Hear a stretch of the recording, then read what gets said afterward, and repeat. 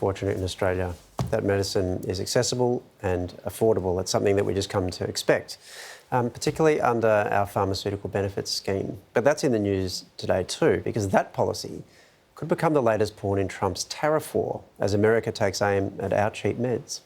Let me be very clear and explicit. The pharmaceutical benefits scheme is not for sale. The government today fending off attacks from Big Pharma in the US as it announced a near $700 million PBS funding boost to make medicine cheaper for Aussies. Without the measures we have put in place, the maximum price of a PBS medicine next year would be more than $50. If we're elected, it will be half that at $25. Those cheaper meds are under fire from US medical giants who have written a letter to Donald Trump labelling our PBS an unfair trade practice.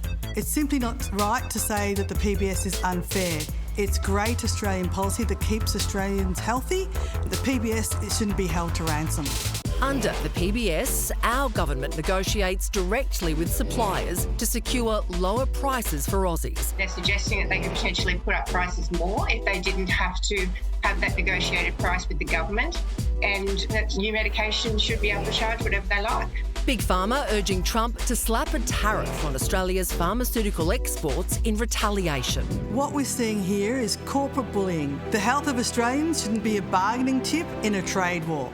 It's not the first time the US has pulled this move. The Howard government faced a similar campaign against the PBS while negotiating a US free trade agreement more than 20 years ago. Obviously, their interest is in selling their medicines at top dollar. Our interest is in making medicines cheaper for Australian patients. So there's obviously a tension there.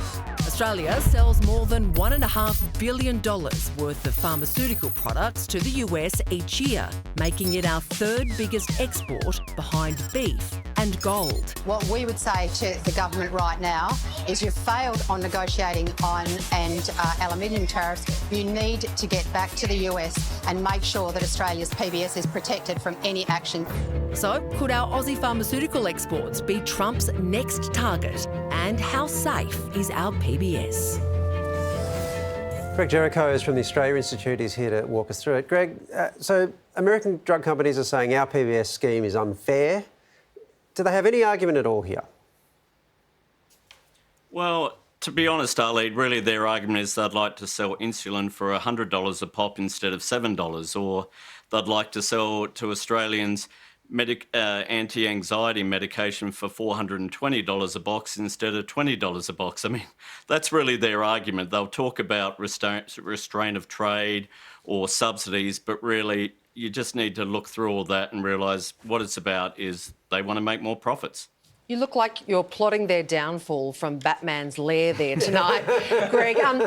This is our third biggest export to the US. How damaging would it be if they did slap us with tariffs? Oh, look, you're right. It is third biggest to the US, but, you know, if you talk in terms of overall trade, it's not a huge industry in Australia.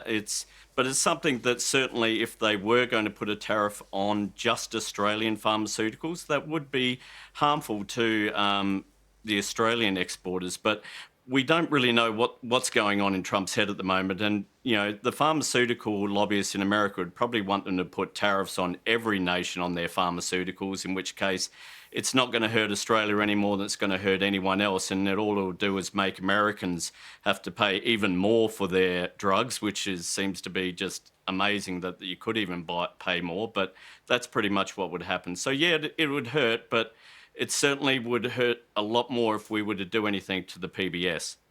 What does the Aussie government need to do to fight back? Well, look, we do actually have some leverage. As the story pointed out, you know, we've got a US-Australia free trade agreement, which for some reason we're still honouring, even though Donald Trump clearly isn't honouring it.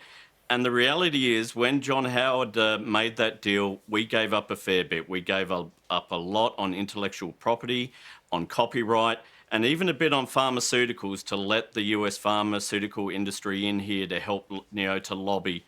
We could basically say, well, you've seemed to have ripped up the free trade agreement. We might do the same. And there's a lot of things in there that some very powerful American companies would not like us to touch. And, I think we should get on the front foot a little bit. Isn't that just a trade war then? And then everything gets more expensive for everyone. I mean, beef's probably the next thing, and it just never ends. Well, I mean, this is the thing. We signed a free trade agreement about one of the few things we got was an agreement on beef that we could get into the American market. If they're not going to do that, then what are we doing here? Why are we still holding to free trade agreement principles, which actually benefited America, not us? America did a lot better out of the free trade agreement than Australia did. So why should we keep doing them a favour when they're not even, doing the things that they agreed to that at least did give us some benefit? All that tariff talk, it makes me crave a Bex and a good lie down. I hope they're not putting that up, Greg. Thanks for your time. No worries, guys.